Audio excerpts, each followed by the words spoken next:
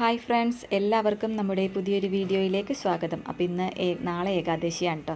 അപ്പോൾ ഞാൻ ഏകാദശി വ്രതം എടുക്കുന്നത് എങ്ങനെയാണെന്നുള്ളതൊക്കെ ഒരു ചെറിയൊരു വീഡിയോ ആണ് കേട്ടോ ഇന്നത്തെ ഇതിൽ ഉൾപ്പെടുത്തിയിരിക്കുന്നത്. അപ്പോൾ ഏകാദശിയുടെ തലേ ദിവസം രാവിലെ 4 മണിക്ക് എഴുന്നേറ്റ് നമ്മൾ വിളക്ക് കത്തിച്ചിട്ടുണ്ട്. അപ്പോൾ അതിൻ്റെ ആ ഒരു തിരിയും കാര്യങ്ങളൊക്കെ സന്ധ്യയ്ക്ക് വിളക്ക് കത്തിക്കുമ്പോൾ അതൊക്കെ ഞാൻ എടുത്തൊന്ന് മാറ്റിയപ്പോൾ ഒരു ചെറിയ വീഡിയോ അങ്ങ് എടുത്തതാണ് കേട്ടോ. അപ്പോൾ നമ്മൾ ഇവിടെ എനിക്ക് തോന്നുന്നു ഞാൻ വെളുപ്പിനെ വിളക്ക് കത്തിക്കുന്നത് ഇങ്ങനെ വ്രതം എടുക്കുമ്പോഴും, അതായത് ഏകാദശി, ഷഷ്ടിവ്രതം, അങ്ങനെയുള്ള വ്രതങ്ങൾ, പിന്നെ മണ്ഡലകാലം, കർക്കിടക മാസം, ഇങ്ങനെയുള്ള സമയത്തൊക്കെയാണ് ഞാൻ വെളുപ്പിനെ വിളക്ക് കത്തിക്കാറ്. പക്ഷേ ഞങ്ങൾ ഇങ്ങോട്ട് താമസം മാറിയതിന് ശേഷം ഞാൻ എല്ലാ ദിവസവും തന്നെ വെളുപ്പിനെ ഞാൻ വിളക്ക് കൊളുത്താറുണ്ട് കേട്ടോ. 4 മണി വെളുപ്പിനെ എണീറ്റ് വിളക്ക് കൊളുത്താറുണ്ട്. പിന്നെ അതുപോലെ ഞങ്ങളുടെ തൊട്ടടുത്ത് തന്നെയാണ് ഒരു കൃഷ്ണൻ്റെ അമ്പലം ഉള്ളത്. ഞാൻ എൻ്റെ കല്യാണത്തിന് മുന്നേ തന്നെ ആ അമ്പലത്തിൽ എല്ലാ ഞായറാഴ്ചകളിലൊക്കെ പോയി, ആഴ്ചയിൽ ഒരു ദിവസമൊക്കെ പോയിക്കൊണ്ടിരുന്ന അമ്പലമാണ്. കല്യാണത്തിന് ശേഷം അങ്ങനെ അമ്പലത്തിലേക്ക് അങ്ങനെ അധികം, ആ കൃഷ്ണൻ്റെ അമ്പലത്തിലോട്ട് അങ്ങനെ അധികം പോവാറില്ലായിരുന്നു. അപ്പോൾ ഇപ്പോൾ നമ്മളുടെ ആ ഒരു എന്താ പറയുക, ഇവിടെ തന്നെ ഈ അടുത്ത് തന്നെ വന്ന് താമസിക്കാനുള്ള ഒരു ഭാഗ്യം കിട്ടി. അങ്ങനെ എല്ലാ ദിവസവും കൃഷ്ണൻ്റെ അമ്പലത്തിൽ പോകാനും എനിക്ക് പറ്റുന്നുണ്ട് കേട്ടോ. അപ്പോൾ എന്തായാലും ഇന്ന് ഏകാദശിയായിട്ട് രാവിലെ ഞാൻ വിളക്ക് കൊളുത്തി. അപ്പോൾ അങ്ങനെ നമ്മൾ ഇതെല്ലാം തിരിയൊക്കെ മാറ്റി അവിടെയൊക്കെ ആ വിളക്കും കാര്യങ്ങളെല്ലാം ക്ലീൻ ചെയ്ത് വെച്ചിട്ടുണ്ട്. എല്ലാ വിളക്കും ക്ലീൻ ചെയ്തു കേട്ടോ. അപ്പോൾ ഇതൊക്കെ ചെയ്യുന്നതിൻ്റെ ഇടയിലായിരുന്നു നമ്മുടെ ഗണപതി തെക്കോട്ടും തിരിഞ്ഞിട്ടായിരുന്നു. എങ്ങനെയെങ്കിലും കൈയൊക്കെ തട്ടിപ്പോയതായിരിക്കാം. അപ്പോൾ ഞാൻ അതൊക്കെ ഒന്ന് നേരെ വെച്ചിട്ടുണ്ട്. തൃപ്പൂണിത്തുറ അമ്പലത്തിൽ മാത്രമേ ഞാൻ അങ്ങനെ തെക്കോട്ട് ദർശനമുള്ള ഗണപതിനെ കണ്ടിട്ടുള്ളൂ കേട്ടോ. വേറെ ഒരു ഇടത്തും ആ ഒരു പ്രതിഷ്ഠയില്ല. അപ്പോൾ ഞാൻ അതൊക്കെ ഒന്ന് നേരെയാക്കിയൊക്കെ വെച്ചു.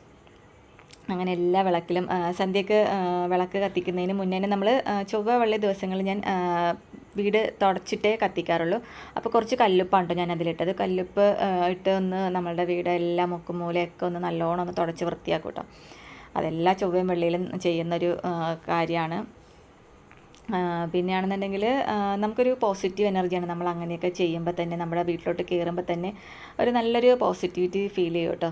അതുപോലെ തന്നെ ഈ ദശാംഗം എന്ന് പറയുന്ന ഇത് നമ്മൾ സാമ്പ്രാണി എല്ലാം പുകയ്ക്കും. ഒപ്പം തന്നെ നമ്മൾ ഈ ദശാംഗം കൂടി പുകച്ച് കഴിഞ്ഞാൽ നല്ല മണമാണ് കേട്ടോ. എനിക്ക് സാമ്പ്രാണി കത്തിച്ചില്ലെങ്കിൽ കൂടി ഞാൻ ഈ ദശാംഗം ഞാൻ എല്ലാ ദിവസവും ഞാൻ രാവിലെയും വൈകുന്നേരം ദശാംഗം ഞാൻ മുടങ്ങാണ്ട് ചെയ്യുന്നുണ്ട് കേട്ടോ. അപ്പോൾ ഞാനിത് കത്തിച്ചതിന് ശേഷം, അന്ന് സന്ധ്യയ്ക്ക് വിളക്ക് കത്തിച്ചതിന് ശേഷം എടുത്ത വീഡിയോ ആണ്. വിളക്ക് കത്തിക്കുന്ന സമയത്ത് ഞാൻ പ്രാർത്ഥനയും കാര്യങ്ങളൊക്കെ ആയതുകൊണ്ട് അതൊന്നും വീഡിയോയിൽ എടുത്തില്ല കേട്ടോ. അപ്പം നമ്മുടെ ലക്ഷ്മി വിളക്ക് നെയ്യ് ഒഴിച്ചിട്ടാണ് കത്തിച്ചിരിക്കുന്നത്. പിന്നെ അതിൻ്റെ അടുത്ത് തന്നെ ഞാനൊരു കുബേര വിളക്ക് വെച്ചിട്ടുണ്ട്.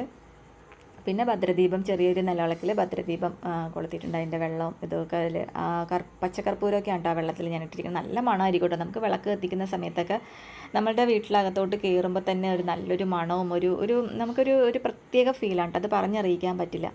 ഇത് ഞാൻ ഇതൊക്കെ ചെയ്ത് തുടങ്ങിയത് എനിക്ക് തോന്നുന്നു കുറച്ച് വർഷങ്ങളായിട്ടോ ഞാൻ ഇതൊക്കെ ചെയ്യാൻ തുടങ്ങിയത്. അതൊക്കെ എൻ്റെ ശരിക്കും എന്നെ ഓരോ സമയത്തും എന്നെ അതിൻ്റെ ആ ഒരു ഫലം ഞാൻ അനുഭവിച്ചിട്ടുള്ളതാണ്.